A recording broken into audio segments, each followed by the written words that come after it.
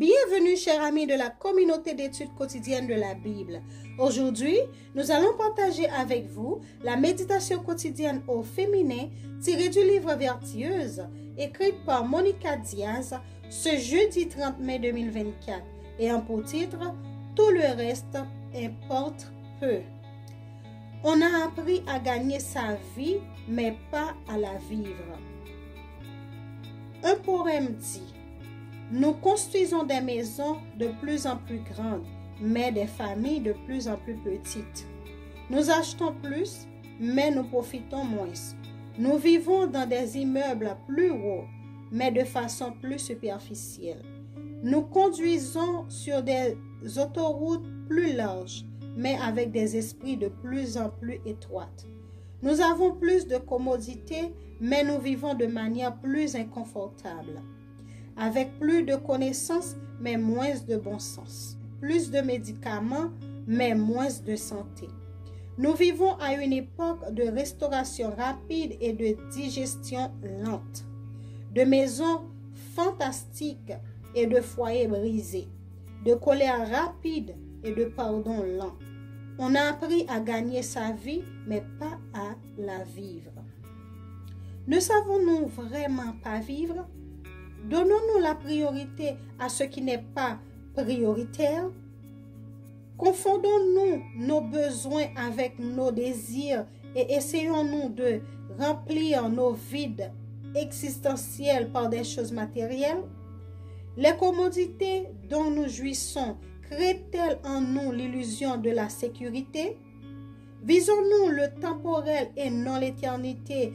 Et avons-nous ainsi développé un appétit pour ce qui n'est pas d'aucune aide?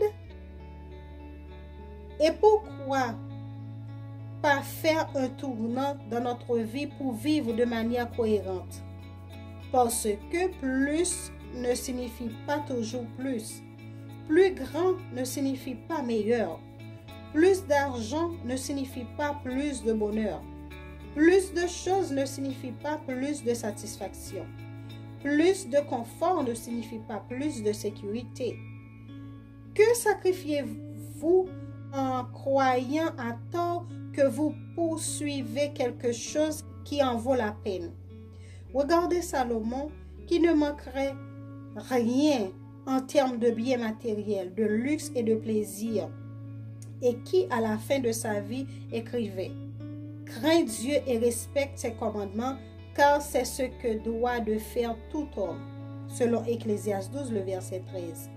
Et il a précisé: la crainte du Seigneur est le commencement de la sagesse, Proverbe 1er, le verset 7. Voulez-vous que la sagesse dirige votre vie? Voici une ligne directrice. Que Dieu et ses commandements soient votre tout. Le reste importe peu. Selon les paroles de Jésus, préoccupez-vous d'abord du royaume de Dieu et de la vie juste qu'il demande, et Dieu vous accordera aussi tout le reste. Matthieu 6, le verset 33. Pensez à ce qui est en haut et non à ce qui est sur la terre. Faites donc mourir votre nature terrestre, qui est une idolâtrie.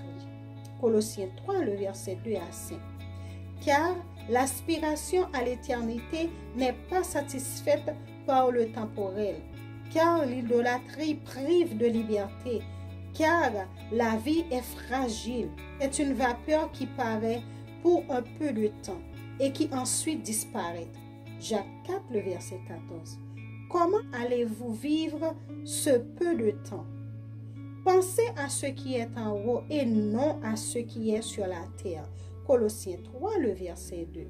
Nous vous souhaitons une agréable journée. Au revoir.